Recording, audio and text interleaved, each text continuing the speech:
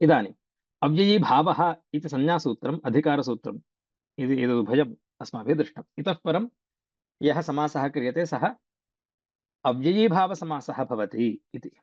इदानीं तस्य विधानं क्रियते, सूत्रकार समासस्य विधानं करोति सूत्रकारः। अव्ययम् अव्ययं समस्यते। केषु अर्थेषु विद्यमानम् अव्ययं समस्यते? विभक्ति, समीप, संवृद्धि, वृद्धि, सॉरी वृद्ध्यर्थ, अर्थाभाव, संप्रति शब्द प्रादुर्भाव, पश्चात यथा, आनुपूर्व्य, योगपद्य, सादृश्य, संपत्ति, साकल्य, अंतवचनम्। येषु अर्थेषु विद्यमानं यदव्ययं तत् समस्यते। केन? सुबन्तेन। सर्वं पश्यामः। अव्ययम् इति पदम् एकं पदम्। प्रथमा विभक्तिः एकवचनान्तम्।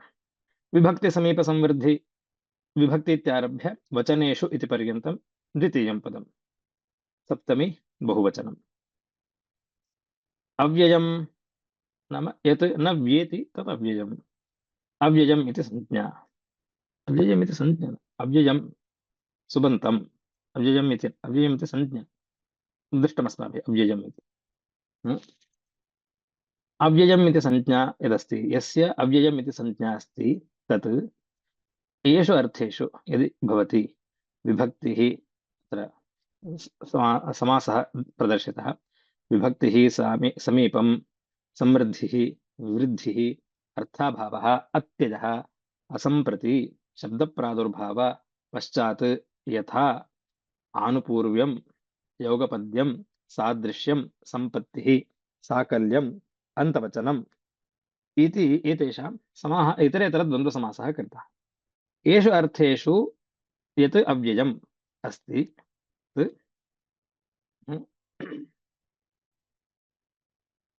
विभक्ति समीप संवृद्धि इति अन्तवचनेषु इति एतत्पर्यन्तं येषु अर्थेषु विद्यमानम् अव्ययं सुपासः, कीदृशेन सुपासः?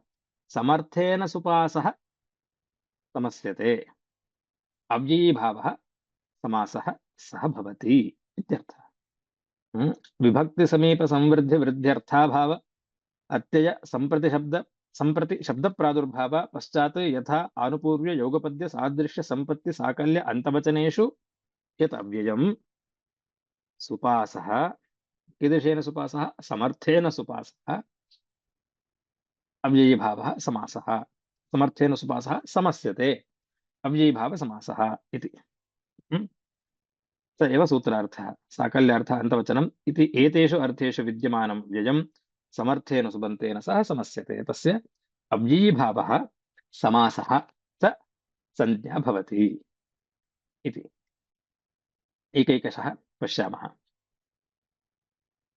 विभक्ति इत्यर्थः। विभक्त्यर्थः इत्युक्ते हरौ, हरि इति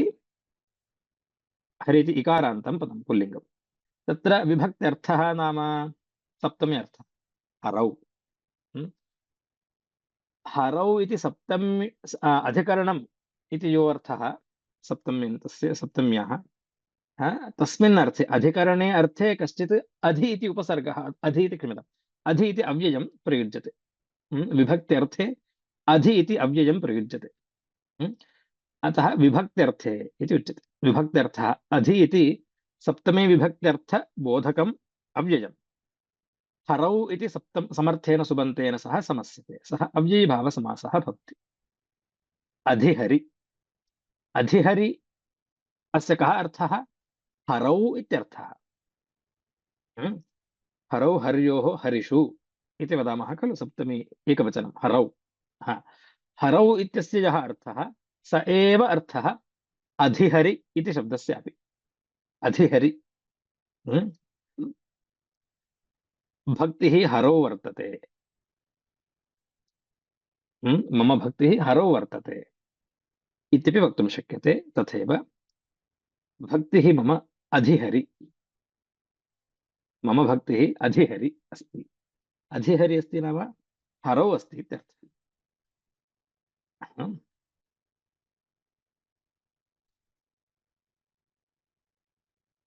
एवं विभक्त्यर्थे तावत् यत् अव्ययं तस्य विभक्त्यर्थे यत् अव्ययं तत् अव्ययं समर्थेन हरि इति सुबन्तेन सह समस्यते।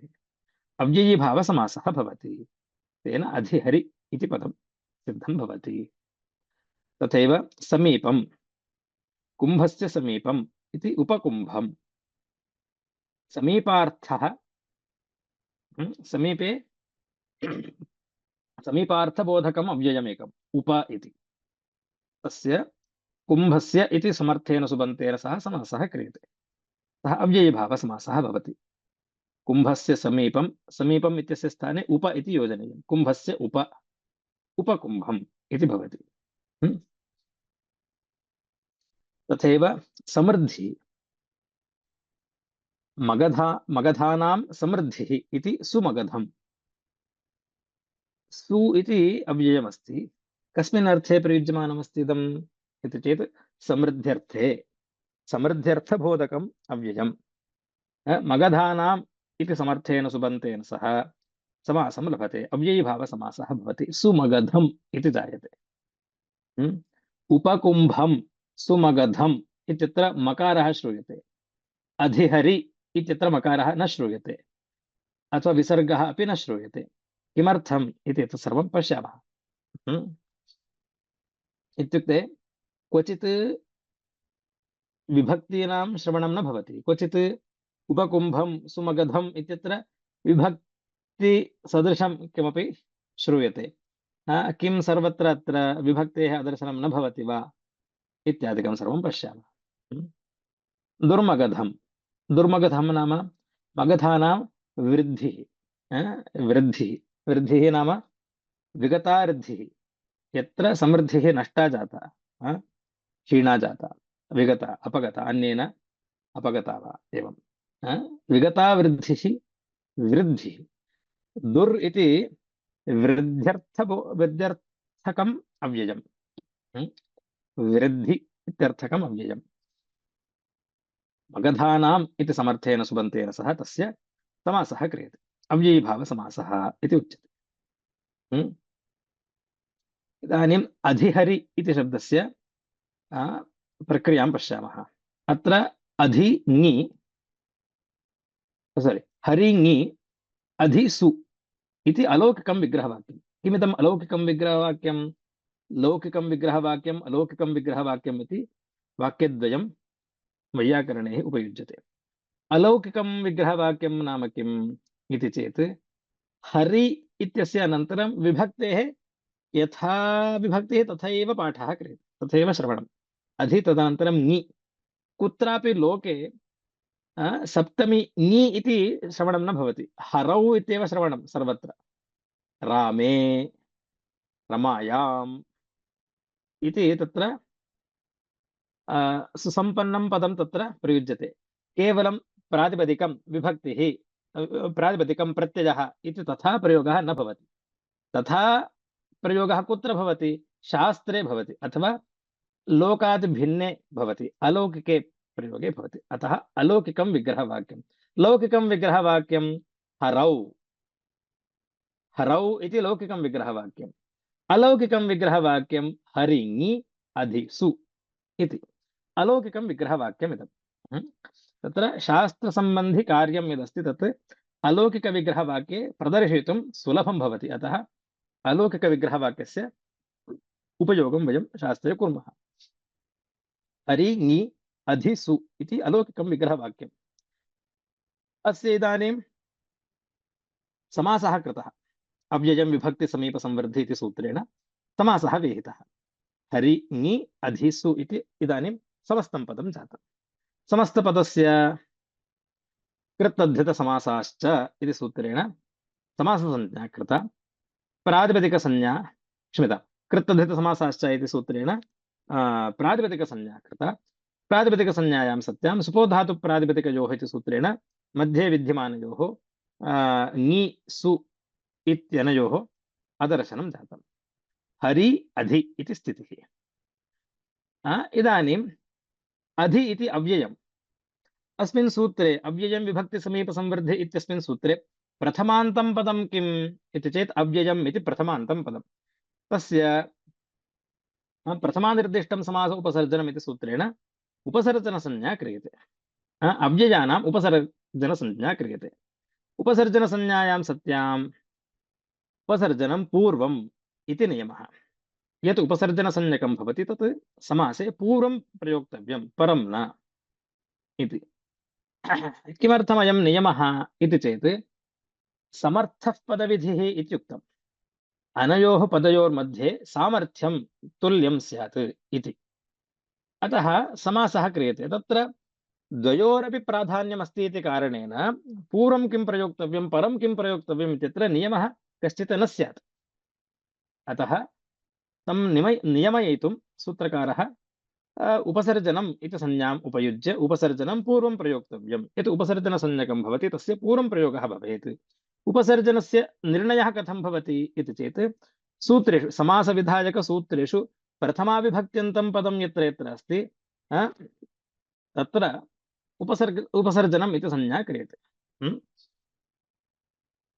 एवं च अत्र अव्ययं प्रथमान्तम् अस्ति। अतः अत्रापि विग्रहवाक्ये, अलौकिकविग्रहवाक्ये प्रथमान्तं किम् इति चेत् अधि इति। अव्ययं तदेव अस्ति प्रथमान्तम्, अतः तस्य पूर्वं प्रयोगः भवति। अत्र अत्र प्रथमान्तं न, तत्र सूत्रे प्रथमान्तम् अव्ययम्, अतः तस्य अत्र ग्रहणं कर्तव्यम्। तेन उपसर्जनं पूर्वम् इति अधिशब्दस्य पूर्वं प्रयोगः, हरि इति अनन्तरं प्रयोगः, अधिहरि इति जातम्। इदानीम् अस्मात् पुनः सु इति विभक्तिः, कृत्तधृतसमासाश्च इति प्रातिपदिकसंज्ञा अस्ति खलु, अतः तस्मात् पुनः सु इति विभक्तेः उत्पत्तिः। तस्य सु इत्यस्य अव्ययत्वात् अव्ययादाप्सुपः इति सूत्रेण अस्य अव्ययसंज्ञा अपि अस्ति वा, अव्ययीभावस्य अव्ययसंज्ञा अस्ति, अतः अव्ययमस्ति इति कारणेन तदनन्तरं विद्यमानस्य सुपः अदर्शनं भवति, अव्ययादाप्सुपः इति सूत्रेण। तेन अधिहरि इति प्रयोगः, अधिहरि इति प्रयोगः। उपकुम्भं, कुम्भस्य समीपं, कुम्भङस् उपसु इति अलौकिकं विग्रहवाक्यं। कुम्भङस् उपसु इत्यस्य समासः क्रियते। अव्ययं विभक्ति समीप, सामीप्ये उपशब्दस्य उपशब्दस्य प्रयोगः अस्ति, सामीप्ये उप इति अव्ययस्य प्रयोगः अस्ति इति कारणेन अस्य समासः क्रियते, अव्ययीभावसमासः। सुपो धातु प्रातिपदिकयोः इति प्रातिपदिकमध्ये विद्यमानयोः सुपः विद्यमानयोः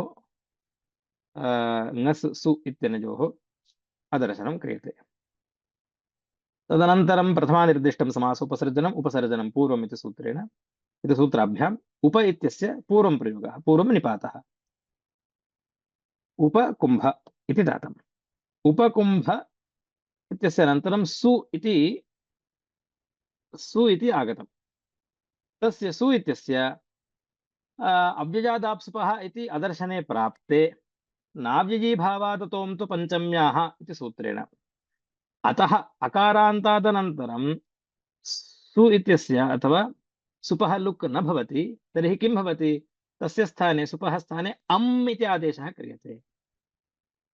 कस्मात् अम् इति आदेशः, अकारान्तात्, अव्ययीभावात्, अतः अव्ययीभावात् न किं न भवति, सुपः अदर्शनं न भवति, तर्हि तस्य स्थाने अम् इति आदेशः, न अव्ययीभावात् अतः अम् तु भवति, अम् इति आदेशः भवति पञ्चमीं वर्जयित्वा, अपञ्चम्याः। अतः उपकुम्भ सु इत्यस्य सु इति स्थिते सु इत्यस्य स्थाने अम् इति आदेशः, उपकुम्भम्, अमि पूर्वः उपकुम्भम् इति प्रयोगः। अवगतं वा? एवं च अस्माभिः किं द्रष्टव्यम्, अव्ययीभावसमासेषु तावत् व्यञ्जनान्तम् उत्तरपदमस्ति चेत्, यत् पदं व्यञ्जनान्तम् अस्ति चेत् तर्हि तत्र विकारः न भवति, अदर्शनं साक्षात् प्रत्ययानां भवति। स्वरान्तम् अस्ति चेत् पदं, यथा हरि, कुम्भ, कृष्ण इति, तत्र किं द्रष्टव्यम् अस्माभिः इति चेत् अकारान्तं पदमस्ति चेत् तर्हि तस्य समासे कृते अम् इति रूपं जायते, उपकुम्भम्, उपकृष्णम्, उपरामम्, अनुरामम् इति सर्वम्। हम्म? अन्यदस्ति चेत् इकारान्तम् उकारान्तं तर्हि तत् इकारान्तम् उकारान्तमेव भवति, तत्र विकारः न भवति। यदि दीर्घान्तमस्ति चेत्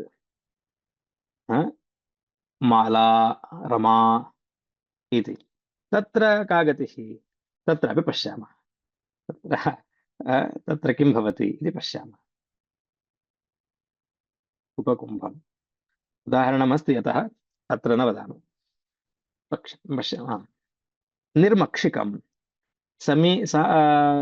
समृद्धि वृद्धिः अर्थाभावः। अर्थाभावस्य उदाहरणं निर् इति अभावार्थकम् अव्ययम्। अर्थः इत्युक्ते तत्र पदार्थस्य अभावः। मक्षिकाणाम् अभावः निर्मक्षिकम्। निर् इति अभावार्थकम् अव्ययम् मक्षिकाणाम् इति समर्थेन सुबन्तेन सह समस्यते, सः अव्ययीभावसमासः भवति। निर्मक्षिकम् निर्मक्षिकम् निर्मशकम् एतदुभयं तत्र उदाहरणरूपेण दृश्यते। मक्षिका इति पदं निर् इति अव्ययम्। निर्मक्षिकम् मक्षिकाणाम् अभावः इत्यस्मिन् अर्थे। तदनन्तरम् अत्यजः। हिमस्य अत्यजः, अत्यजो नाम ध्वंसः विनाशः। अतिहिमम्। अत्ययार्थः, अत्ययः इत्यस्य ध्वंसः इत्यर्थः। अति इति अत्ययार्थकम् अव्ययम्। हिमस्य इति समर्थेन सुबन्तेन सह समासं लभते, अव्ययीभावसमासः भवति। हिमस्य ध्वंसः इत्यर्थः।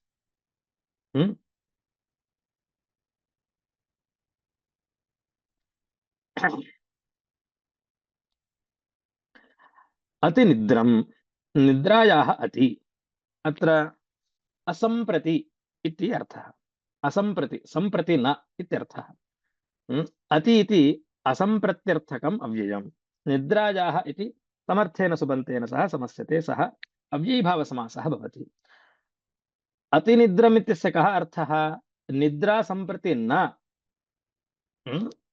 निद्रा सम्प्रति न युज्यते इत्यर्थः। अतिनिद्रं कालः। अयं कालः अतिनिद्रम्। अतिनिद्रं नाम अस्मिन् समये निद्रा न युज्यते। ब्रह्ममुहूर्तः, सन्ध्याकालः, अयं कालः अतिनिद्रमस्ति। अतिनिद्रं नाम यत्र सम्प्रति निद्रा न युज्यते इति।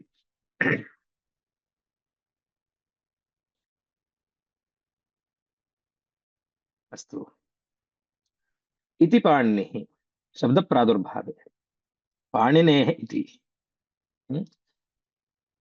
शब्दप्रादुर्भावार्थः इति इति शब्दः इति इति शब्दः शब्दप्रादुर्भावार्थकम् इति इति पदं तावत् इति शब्दप्रादुर्भावार्थकम् अव्ययम् पाणिनेः इति समर्थेन सुबन्तेन सह समस्यते, अव्ययीभावसमासः भवति। शब्दप्रादुर्भाव नाम किम्? पाणिनि शब्दस्य प्रकाशः जातः। इति पाणिनिः। इति पाणिनिः नाम यत्र यत्र इति पाणिनिः वदति, कोटेशन् किमपि कोट् कृत्वा इति पाणिनिः इति वदामः खलु। तत्र इति पाणिनिः इत्यत्र अयं न, पाणिनि इति एतत् सर्वम् इति पाणिनिः वदति इति तत्र अर्थः। इति पाणिनि शब्दस्य समासभूतस्य इति पाणिनि शब्दस्य कः अर्थः? पाणिनि शब्दस्य प्रादुर्भावः जातः इत्यर्थः। पाणिनि शब्दस्य प्रकाशः इत्यर्थः। पाणिनेः अभिप्रायः इति न। बहुत्र एवं तत्र इति कृष्णः वदति, इति कृष्णः अथवा इति कृष्णस्य अभिप्रायः, एतत् सर्वं किमपि वदति। यदा यदा हि धर्मस्य ग्लानिर्भवति इति कृष्णः भगवद्गीतायाम् इति वदामः। इति कृष्णः, अत्र इति कृष्णः इति शब्दप्रादुर्भावः न, कृष्णः इति वदति इत्यर्थः, एवं वदति इत्यर्थः। अत्र तावत् इति पाणिनि इति समस्तं पदम्। इति पाणिनि इत्यस्य कः अर्थः? पाणिनिशब्दस्य प्रकाशः जातः इत्यर्थः।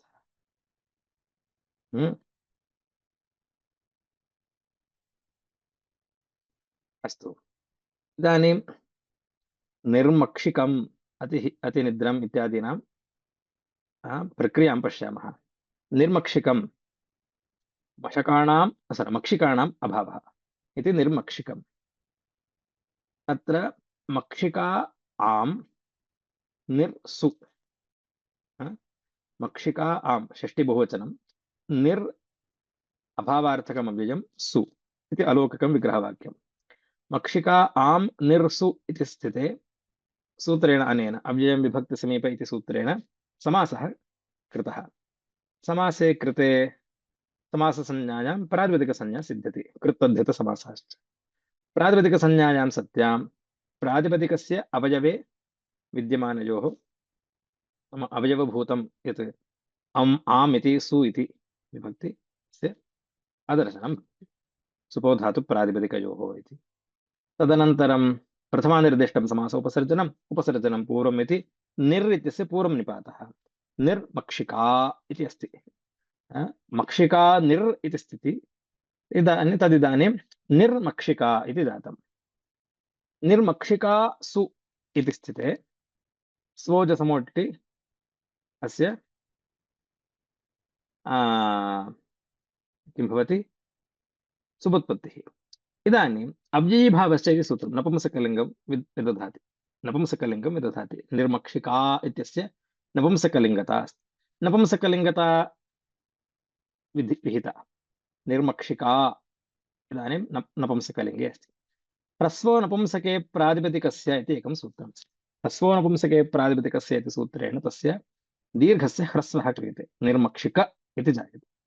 तदनन्तरं सु तस्य अव्ययादाप्सुपः अदर्शनम् इति प्राप्ते अदर्शने प्राप्ते इदानीम् अकारान्तः अस्ति इति कारणेन अम् आदेशः क्रियते निर्मक्षिकम् इति जायते। इत्युक्ते आकारान्तं पदमस्ति चेत् समासे कृते आकारान्तं पदमस्ति चेत् तर्हि तस्य क्रमः कथम् इति चेत् समासे कृते समासे कृते सुबुत्पत्तिः सुबुत्पत्तौ तावत् नपुंसकलिङ्गता नपुंसकलिङ्गतायां सत्यां ह्रस्वता ह्रस्वो नपुंसके प्रातिपदिकस्य इति सूत्रेण ह्रस्वे कृते यदि अकारान्तम् इदम् इति कृत्वा अम् आदेशः निर्मक्षिकम् इति जायते। निर्मक्षिका इति न भवति निर्मक्षिकम् इति जायते। यदि गौरी नदी इति अस्ति चेत् तर्हि तत्र का गतिः? उदाहरणार्थं नद्याः समीपम् इति उपनदी इति जायते। उपनदी कथं भवति? उपनदी इति ईकारान्तम् उपनदी तस्य अव्ययीभावश्च इति सूत्रेण नपुंसकलिङ्गता नपुंसकलिङ्गमिदं सम्पन्नम् इति कृत्वा ह्रस्वो नपुंसके प्रातिपदिकस्य इति सूत्रेण दीर्घस्य ह्रस्वादेशः उपनदी इति जायते। तदनन्तरं विहितस्य सुपः अदर्शनं नाव्ययीभावात् न क्षम्यताम् अव्ययादाप्सुपः इति सूत्रेण अदर्शनम् उपनदी उपनदी ईकारान्तानाम् ऊकारान्तानाम् एकारान्तानाम् ओकारान्तानां वा सर्वेषां ह्रस्वः जायते। आकारान्तानां ह्रस्वः जायते अकारान्तः अकारान्ते कृते तस्य नाव्ययीभावात् तोन्तु पञ्चम्याः इति सूत्रेण विभक्तेः अदर्शनं न भवति अपि तु तस्य अम् इति आदेशः क्रियते। इयं प्रक्रिया अव्ययीभावे स्मर्तव्या। अतिनिद्रम् अत्रापि तद्वदेव निद्रा सम्प्रति नास्ति इति वा न युज्यते इति वा। निद्रासु अतिसु निद्रा सम्प्रति नास्ति इति निद्रासु अतिसु इति स्थिते तस्य अव्ययीभावः समासः क्रियते अव्ययीं विभक्ति समीप संवृद्धि इति सूत्रेण। तदनन्तरं प्रातिपदिकसंज्ञा सिद्ध्यति समासत्वात्। प्रातिपदिकसंज्ञायां सत्यां सुपः लुक् निद्रा अति इति स्थिते अतिनिद्रा इति जायते। पूर्वं निपातः अतिशब्दस्य अव्ययस्य अतिनिद्रा इति स्थिते स्वोजसमोट् इति किं भवति? सुबुत्पत्तिः। सुबुत्पत्तौ सति अव्ययीभावश्च इति सूत्रेण नपुंसकलिङ्गता नपुंसकलिङ्गं अस्ति इति कारणेन तस्य ह्रस्वादेशः। अव्ययीभावश्च इति नपुंसकलिङ्गता तस्य ह्रस्वादेशः। ह्रस्वादेशे कृते ह्रस्वनपुंसके प्रातिपदिकस्य इति ह्रस्वादेशे कृते नाव्ययीभावात् तुन्तु पञ्चम्याः इति अम्भावः। अतिनिद्रम् अत्र नाव्ययीभावात् इति अस्ति, तत्र अत्र योगः नास्ति तस्य। अतिनिद्रासु इति स्थिते अव्ययीभावश्च इति सूत्रेण नपुंसकलिङ्गता भवति। नपुंसकलिङ्गम् अस्ति इति कारणेन तस्य ह्रस्वः जायते, ह्रस्वोनपुंसके इति अतिनिद्र इति जायते। अतिनिद्र इति स्थिते सु इत्यस्य अमादेशः क्रियते, अकारान्तमङ्गम् अकारान्तमस्ति इति कारणेन।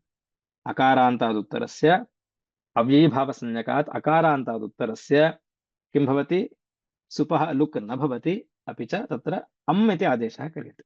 अतिनिद्रम् अतिनिद्रं कालः इति।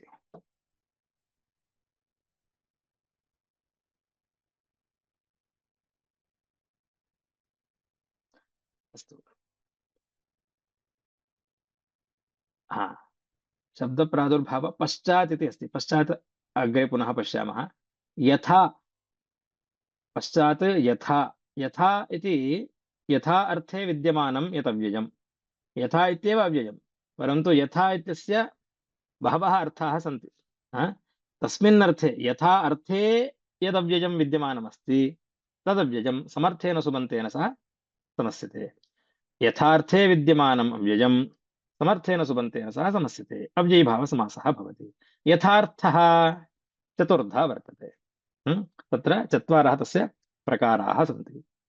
योग्यता, वीप्सा, पदार्थ अनतिवृत्तिः, पदार्थानतिवृत्तिः, सादृश्यम् इति। योग्यता, वीप्सा, पदार्थानतिवृत्ति वृत्तिः, सादृश्यम् इति तत्र चत्वारः अर्थाः यथा इत्यस्य। यथा योग्यता इत्यस्मिन् अर्थे अनु इति शब्दस्य, अनु इति अव्ययस्य प्रयोगः क्रियते।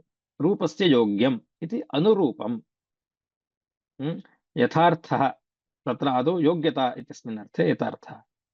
अनु इति योग्यतार्थबोधकम् अव्ययम्।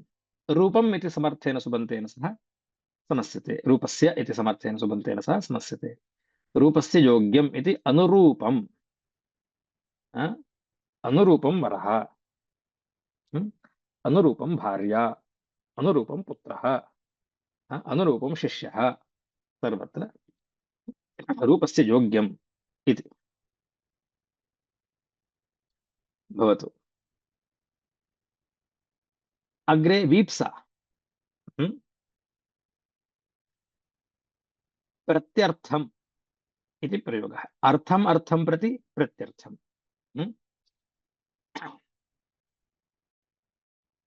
वीप्सायाम् अर्थे यदव्ययं तस्य किं भवति, समासः भवति। अर्थम् अर्थं प्रति इति प्रत्यर्थम्। वीप्सा इत्यस्मिन् अर्थे प्रतिशब्दः प्रयुज्यते, वीप्सार्थं बोधयति। प्रति इति वीप्सार्थबोधकम् अव्ययम्, अर्थम् इति सुबन्तेन सह समस्यते, अव्ययीभावसमासः भवति। अर्थम् अर्थं प्रति इति प्रत्यर्थम्।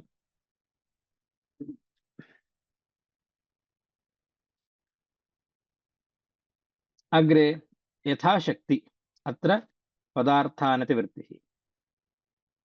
यथा इति पदार्थानतिवृत्तिः वृत्त्यर्थबोधकम् अव्ययम्। शक्तिम् अनतिक्रम्य इत्यर्थः। अव्ययं कीदृशम् अस्ति, अव्ययं यथा इत्येव अव्ययम्। पदार्थानतिवृत्तौ वर्तते, यथा इत्येव अव्ययम्। यथा इति अव्ययं पदार्थ अनतिवृत्तिः, पदार्थम् अतिवर्त्य न तिष्ठति, पदार्थे एव तिष्ठति। पदार्थ अनतिवृत्तिः, पदार्थानतिवृत्तिः।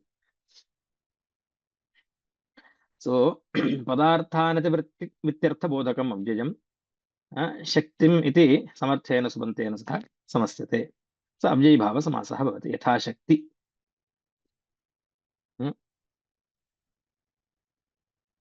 तथैव सादृश्यम्, हरेः सादृश्यम्। हरेः सादृश्यम् इति सहरि। सहरि इति प्रयोगः अत्र।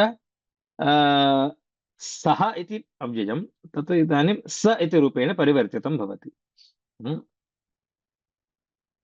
अ, हरेः सादृश्यम् इति सहरि। सः इति अव्ययस्य स इति आदेशः क्रियते। सः इति अव्ययं सादृश्यार्थे वर्तते। सादृश्यम् इति अर्थः यथार्थस्य। यथार्थेषु सादृश्यमपि अस्ति। यथा इत्येव शब्दमस्ति खलु। यथा राजा, यथा राजा तथा प्रजा। अत्र सादृश्यमेव वदति खलु इति चेत् यथा इत्यस्य सादृश्यमस्ति, परन्तु तादृशस्य यथा शब्दस्य समासः न। अग्रे सूत्रं तथा अस्ति, पश्यामः यथा तत् अस्ति। सादृश्यम् इत्यस्मिन् अर्थे हरेः सादृश्यं सहरि इति भवति। इदानीं पश्चात्, पश्चात् यथानुपूर्व्य पश्चात् रथानां पश्चात् सेना व्रजति। पश्चात् अर्थः, पश्चात् इत्यस्मिन् अर्थे अनु इत्यस्य उपसर्गस्य इति अव्ययस्य प्रयोगः क्रियते। अनु इति पश्चात् इत्यर्थबोधकम् अव्ययं रथानाम् इति समर्थेन सुबन्तेन सह समासं भजते। सः अव्ययीभावसमासः। अनुरथं, रथानां पश्चात् इति अनुरथम्। अनुज्येष्ठं, ज्येष्ठस्य आनुपूर्व्येण। आनुपूर्व्यम्, आनुपूर्व्य योगपद्य सादृश्य संपत्ति साकल्यान्तवचनेषु इति अस्ति खलु। तत्र आनुपूर्व्यम् इति अस्ति। तत्र आनुपूर्व्यं नाम सीक्वेन्स् इत्यर्थः। एकस्य अनन्तरं द्वितीयः, द्वितीयस्य अनन्तरं तृतीयः, एवं क्रमेण इत्यर्थः। केवलं पश्चात् इत्यस्मिन् अर्थेन। आनुपूर्व्यं नाम क्रमेण इत्यर्थः, सीक्वेन्स् इत्यस्मिन् अर्थे। अनुज्येष्ठं, ज्येष्ठस्य आनुपूर्व्येण। अनु इति उपसर्गः, क्षम्यताम्, अनु इति अव्ययम् आनुपूर्व्यार्थबोधकमस्ति। आनुपूर्व्यार्थबोधकम् अव्ययं तस्य ज्येष्ठस्य इति समर्थेन सुबन्तेन सह समासं भजते। अव्ययीभावसमासः। ज्येष्ठस्य आनुपूर्व्येण इति अनुज्येष्ठम्।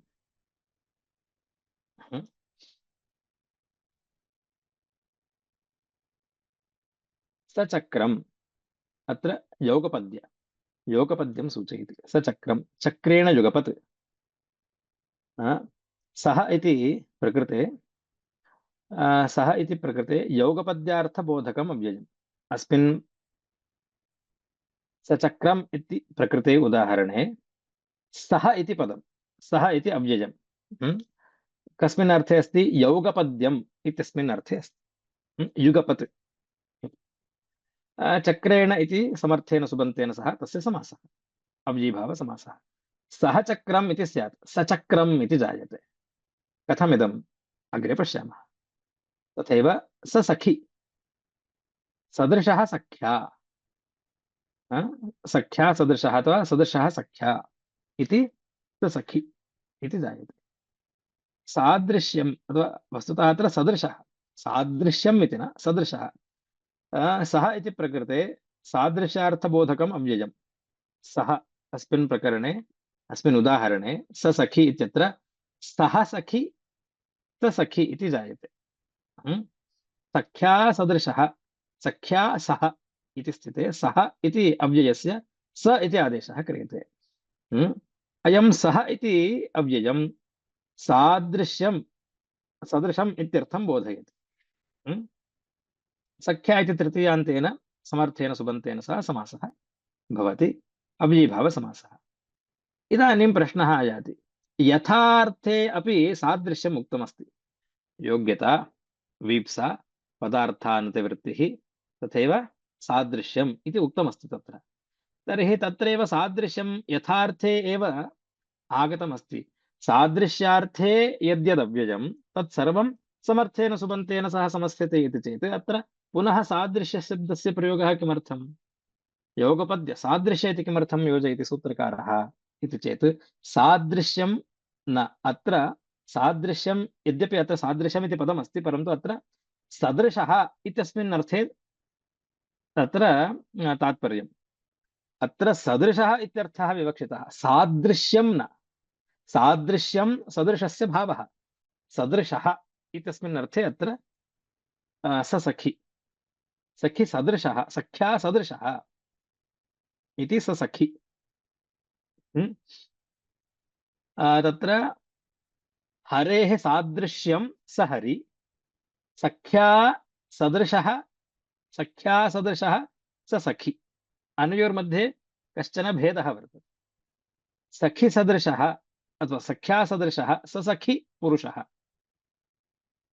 इत्युक्ते ससखि पुरुषः सख्या सदृशः अयं ससखि पुरुषः अयं तत्सदृशः अस्ति इति अत्र सादृश्यं सदृशस्य भावः सादृश्यं सहरि हरेः सादृश्यम् इदम् इदं हरेः सादृश्यमस्ति सहरि कार्यम् अथवा सहरि बिम्बम् हरेः सादृश्यं वहति इत्यर्थः अवगतं वा इत्युक्ते यथार्थे अपि सादृश्यमस्ति सादृश्यम् इति पदेन अत्र सदृशः इति अर्थः विवक्षितः अस्तु अग्रे सम्पत्ति सम्पत्तिः सः इति सम्पत्त्यर्थबोधकम् अव्ययम् क्षत्राणाम् इति समर्थेन सुबन्तेन सह समस्यते सः अव्ययीभावसमासः भवति इदानीं पुनः प्रश्नः आयाति पूर्वं ऋद्धिः समृद्धिः इति पदम् उक्तं समृद्धिः इति पदम् उक्तम् इदानीं सम्पत्तिः इति उच्यते समृद्धि सम्पत्ति इत्यनयोर्मध्ये कः भेदः समृद्ध्यर्थे अव्ययं कृतं खलु सुमगधं मगधानां समृद्धिः सुमगधं दुर्मगधं वृद्धिः इत्यस्मिन् अर्थे कृतं खलु तर्हि सम्पत्ति इति पुनः किमर्थम् सम्पत्ति समृद्धि इत्यनयोर्मध्ये भेदः अस्ति वा इति चेत् अस्ति इति वदति सूत्रकारः सम्पत्तिः इत्युक्ते अनुरूपः आत्मभावः सम्पत्तिः अनुरूपता आत्मभावः अनुरूपः आत्मभावः सम्पत्तिः ऋद्धेः आधिक्यं समृद्धिः धनस्य आधिक्यं इति यदस्ति तत् समृद्धिः इति वदामः सम्पत्तिः नाम किम् अनुरूपः आत्मभावः योऽयम् आत्मभावः स अनुरूपः वर्तते इत्यस्मिन् अर्थे सम्पत्तिः उदाहरणार्थं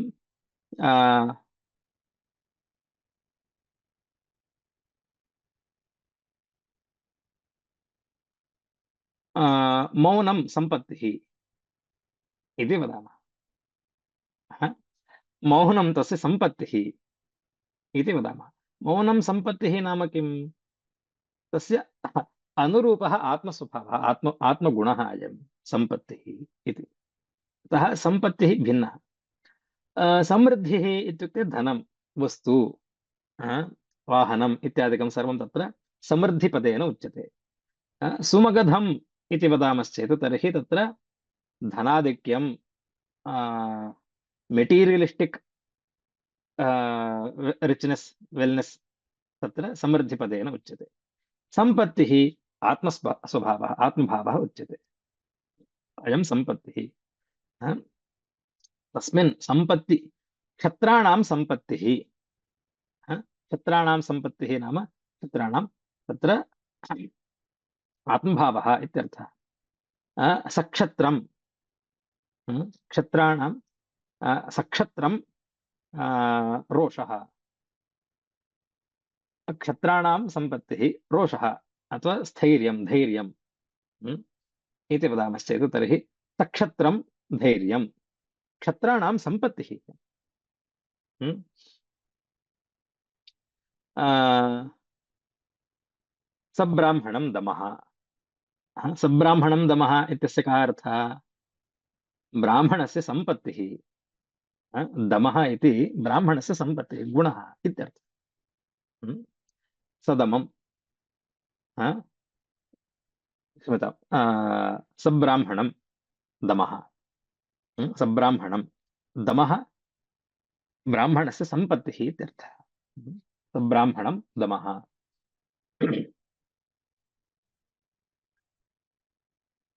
सशिष्यं विनयः। सशिष्यं विनयः नाम शिष्यस्य सम्पत्तिः सशिष्यं, किं विनयः इति। अत्र सर्वत्र सम्पत्तिः इत्यर्थः, समृद्धिः इति न। अग्रे सम्पत्ति, सम्पत्ति साकल्यं, किं? सम्पत्ति साकल्यं, साकल्यं नाम अपरित्यज्य, स- साकल्यार्थे सः इति प्रकृते अत्र सतृणम् इत्यत्र सः इति पदं, सः इति अव्ययम्, सः इति अव्ययं प्रकृते साकल्यार्थं बोधयति, साकल्यार्थबोधकम् अव्ययम्। तृणेन इति समर्थेन सुबन्तेन सह समासं भजते, सः अव्ययीभावसमासः। सतृणं, तृणेन सह, तृणेन सह, सतृणम्, अयं वणिक् सतृणं धान्यं यच्छति। तृणं परित्यज्य न, तृणेन सह धान्यं, तत्र आपणे धान्यं क्रेतुं वयं गताः। तत्र सः आपणिकः किं करोति? सतृणं धान्यं यच्छति। तृणेन सह, तृणम् अपरित्यज्य तृणेन सह यच्छति सतृणं धान्यम्। अस्तु। साग्नि, अग्निग्रन्थपर्यन्तं सादृशसम्पत् सम्पत्ति साकल्य, साकल्यान्तवचनेषु, अन्तवचनेषु, अन्तवचनार्थः सः इति अन्तवचनार्थबोधकम् अव्ययम्। अग्निना इति समर्थेन सुबन्तेन सह समस्यते, साग्नि। अग्निग्रन्थपर्यन्तम्, अग्नि इति अग्नि इति कश्चन ग्रन्थः अन्ते पठितः अस्ति, तत्पर्यन्तं पाठयति। यथा सघनं पाठयति, सघनम् इत्युक्ते घनान्तं, घनपर्यन्तम् इत्यर्थः, अन्तवचनं। घनपर्यन्तं पाठयति। साग्नि, अग्निग्रन्थपर्यन्तम् इति। साकल्य अन्तवचनेषु अत्र सर्वत्र सक्षत्रं सतृणं साग्नि इत्यत्र सर्वत्र सक्षत्रं सतृणं साग्नि इति एतेषु उदाहरणेषु अव्ययीभावे चाकाले इति सूत्रमस्ति। तेन सूत्रेण सः इति अव्ययस्य स इति आदेशः क्रियते। अव्ययीभावे चाकाले इति सूत्रेण किं भवति? सः इति अव्ययस्य सहस्य सह संज्ञायाम् इति सहस्य स इति आदेशः क्रियते। सः इति अव्ययस्य स इति आदेशः क्रियते अव्ययीभावे समासे। तेन अव्ययं विभक्ति समीप संवर्धि इति सूत्रम् अत्र परिसमाप्तं भवति। समयः अस्ति वा? ओ, समयः अतीतः। अस्तु। एतेन अत्र कक्षामहं परिसमापयामि। प्रष्टव्यमस्ति चेत् कृपया पृच्छन्तु।